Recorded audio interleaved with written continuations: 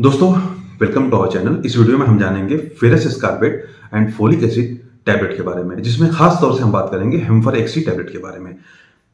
सबसे इंपॉर्टेंट ये हो जाता है, कुछ लोग दवा इस्तेमाल करते रहते हैं। दवा इस्तेमाल कर रहे हैं, उनको ये नहीं मालूम कि ये किस चीज़ की दवा है, ये नहीं मालूम कि इसको कैसे लेना है, ये नहीं मालूम होता है कि कब इसको नहीं लेना है, कब इसको तुरंत स्टॉप करना है। ये चीज़ नहीं मालूम होती है। सही डोज में नहीं लेते हैं, सही टाइम पे नहीं लेते हैं, खाना खाने के बाद लेना है, पहले लेना है, किस तरीके से लेना है। डॉक्टर ने दवा दे दी, समझा भी दी, लेकिन घर आके भूल गए।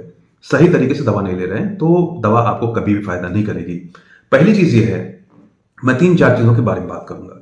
सबसे पहले ये बताऊंगा कि फेरस एस्कॉर्बिट और फोलिक एसिड का काम क्या होता है, ये जानना आपको जरूरी है।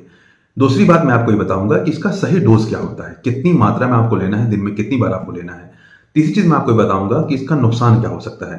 और चौथी बात मैं आपको ये बताऊंगा कि फोलिक एसिड ना लेने से आपको नुकसान क्या होगा, या फेरस एस्कॉर्बिट अगर आप नहीं ले रहे हैं तो उससे नुकसान आपको क्या हो सकता है। तो पहले सब मैं आपको ये बताऊं कि फेरस एस्कॉर्बिट और फोलिक एसिड क्या काम करता है।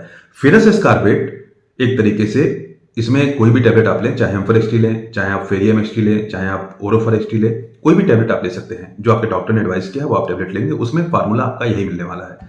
तो फेरस एस्कॉर्बिट रेड ब्लड सेल के प्रोडक्शन में मदद करता है। जैसे किसी का खून कम हो गया, किसी को आयरन डिफिशियंसी एनीमिया हो गया, खून उसका कम हो गया, तो फेरस एस्कॉर्बिट क्या करेगा, उसको बढ़ा देगा, उसको प्रोडक्शन में मदद करेगा, हेल्प करेगा, जिससे उसका एचबी भी बढ़ जाएगा और रेड ब्लड सेल्स भी बढ़ जाएंगे।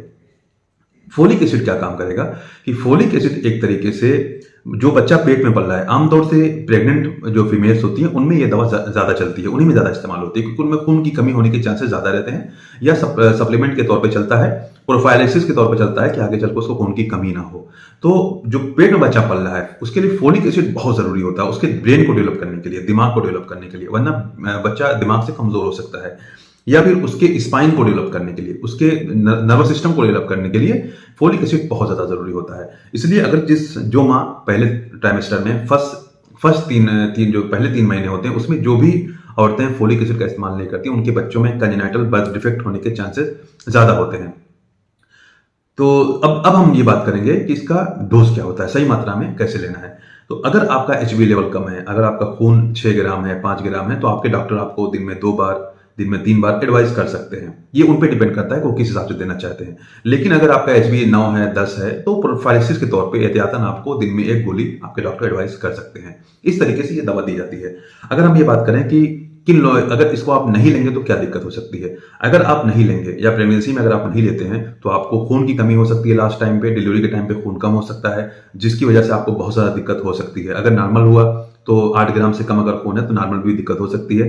अगर बाई चांस ऑपरेशन की जरूरत पड़ जाती है तो उसमें भी कम से कम 10 ग्राम एचबी होना चाहिए, कम से कम। अगर 11 बार है तो बहुत अच्छी बात है, तो उसमें भी आपको फिर खून चढ़ाने की जरूरत पड़ सकती है। इसलिए आप हमेशा सप्लीमेंट, जैसे आपके डॉक्टर ने कहा, वैसे आपको जरूर लेना है।